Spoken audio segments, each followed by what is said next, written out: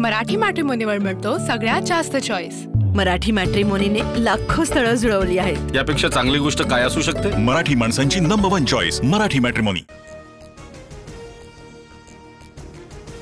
कफ सिरपमुळे आणखी एक बळी। मध्य प्रदेशमधील 18 महिन्यांच्या बाळाचा नागपूरमध्ये झाला मृत्यू। मध्य प्रदेशमधील 36 रुग्णांवरती नागपूरमध्ये उपचार सुरू। आतापर्यंत 10 बालकांचा मृत्यू। महाराष्ट्रात कोल्ड्रिप औषधाचा पुरवठा नाही। अन्न आणि औषध प्रशासनाचे आयुक्त राजेश नार्वेकर यांची माहिती। कोल्ड्रिप औषध कुणाकडे असल्यास वापर थांबवण्याच्याही केल्या सूचना।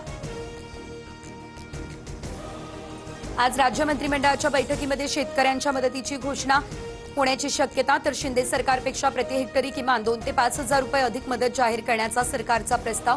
सूत्रांची माहिती। उपमुख्यमंत्री शिंदेंची शिवसेनेच्या सर्व मंत्र्यांसोबत बैठक। राज्य मंत्रिमंडळाच्या बैठकीनंतर दुपारी 2 वाजता बैठकीचं आयोजन। सरन्यायाधीश भूषण गवई यांच्यावर वकिलाकडून बूट फेकण्याचा झाला प्रयत्न। सनातन धर्माचा अपमान सहन करणार नाही असं म्हणत हल्ल्याचा प्रयत्न। बार काउन्सिलकडून वकिलाचा परवाना रद्द। पंतप्रधान मोदींकडून सरन्यायाधीश गवई यांच्यावरील हल्ल्याचा निषेध व्यक्त। आपल्या समाजात अशा निंदनीय कृत्यांना स्थान नाही। मोदींची प्रतिक्रिया। मुख्यमंत्री फडणवीसांनीही नोंदवला निषेध।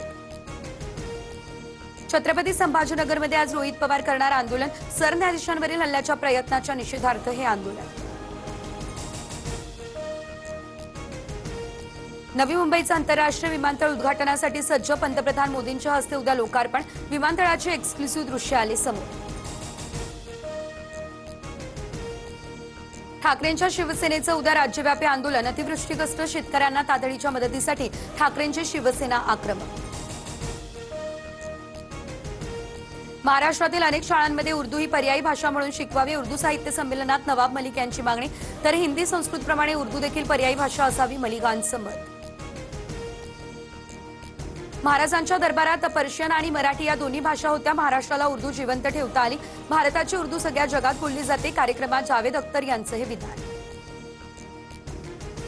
नगराध्यक्षपदाच्या आरक्षणावरून शिर्डीमध्ये राजकीय फटाके। शाळा सुटली, पाठी फुटली, आई मला दादांनी मारलं। आई दादांचं वाक्य खरं ठरलं। या बॅनरची शिर्डीत चर्चा। मराठा आरक्षण विरोधी याचिकांमधील अंतरिम स्थगितीच्या मागणीवर आजपासून हायकोर्टामध्ये सुनावणी। मराठा आरक्षणाच्या समर्थनार्थ आणि विरोधामध्ये विविध याचिका दाखल।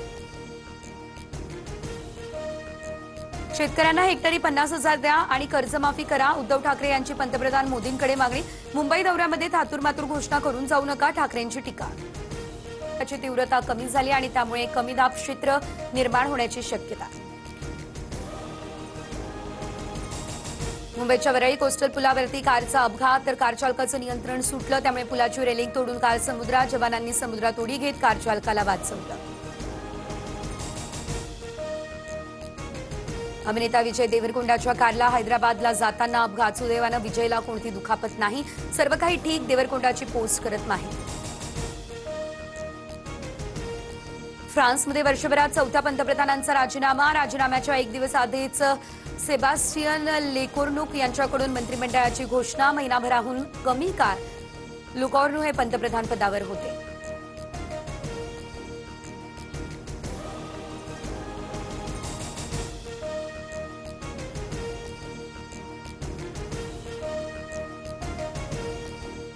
मराठी मॅट्रिमोनीवर मिळतो सगळ्यात जास्त चॉईस।